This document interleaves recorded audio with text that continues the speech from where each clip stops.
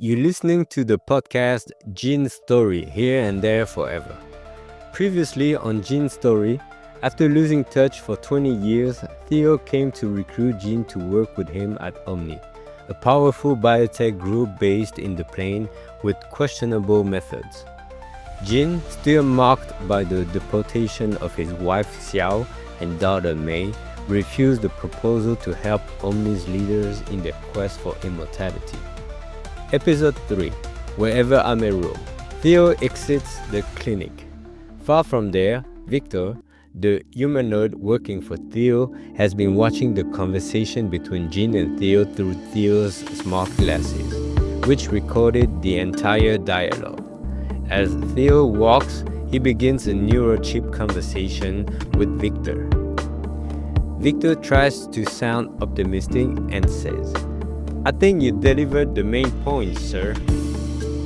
Theo is not happy and says, "That's irrelevant. The board won't be happy, and next time no jokes from a distance during such a crucial convo."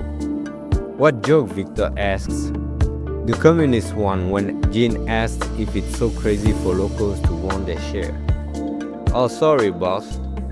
Theo approaches his car nearby. He doesn't need to pull out a key or touch the handle. His brain-linked chip sends the command to open the door. He takes off his jacket and throws it onto the back seat. Once seated, another brain-issued command starts the engine, and the vehicle drives him to his hotel. As the car moves on its own, Theo says, "Show me the moment again where Gene says it hasn't worked on consciousness transfer in a while." Victor projects the video onto the windshield. Theo can still see the road, and amid the driving data, the scene plays. "Yeah, but a long time ago," Gene says when Theo asks whether he's worked on consciousness transfer to a humanoid. "You think he's telling the truth?" Theo asks. "He seems sincere. I saw you staring at him, trying to capture as much as possible. But I didn't detect anything odd. Do you think he's lying?" "Well, I'm not sure. It used to be his thing, but nothing ever come out of it. Thinking back, I find it odd that a guy like him would do nothing on it, especially after his family was deported. Oh, and by the way, why didn't you have that info?" "I checked right after Gene mentioned it. Nothing came up. It's not surprising though. The administration back then was terrified of leaving records. No due process." "Yeah, that's a good point. Show me the handshake at the end." "Right away. I thought you were eyeing his neck." "Yeah, did you notice anything?" "Nothing, sir. Same for the walls you scanned. But on the ground there was a weird part." "Why weird?" "There was supposed to be concrete, but it seems hollow, like an extra room."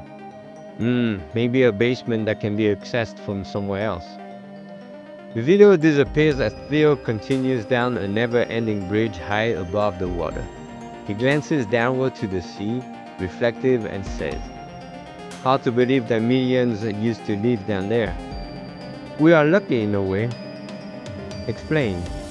"If the polar ice had melted all at once, the Gulf Stream would have collapsed instantly. Everything would have frozen. We wouldn't have had time to build any of this. A few billionaires would have probably survived, but they'd be stuck alone without knowing how to do anything." Theo keeps thinking. "Did the board ask you for a report?" Theo asks.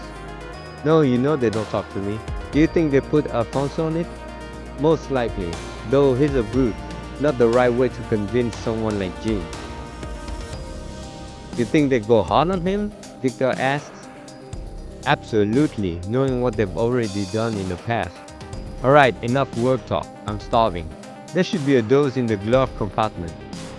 "Perfect." Theo pulls a case from the glove box and holds it in his right hand. Using his right fingers, he rolls up the left sleeve of his shirt and taps his left forearm twice. A small panel pops open, revealing an empty compartment and the inner mechanics of his bionic arm. He inserts the case, taps the arm twice again, the panel closes, and he exhales in relief. His vehicle arrives at the hotel and enters an elevator that takes him directly to the 8th floor. As he steps out of the car, Theo receives an augmented reality notification. The sender is Nathan Jackson, board. The message says, "Can we talk?" In the next episode, see Theo's debrief with Omni's board of directors. Nathan, one of Omni bosses, scolded Theo. "Your meeting was clearly poorly prepared." "What do you mean? I don't understand," Theo defends himself. Subscribe for more. Thank you and have a good day.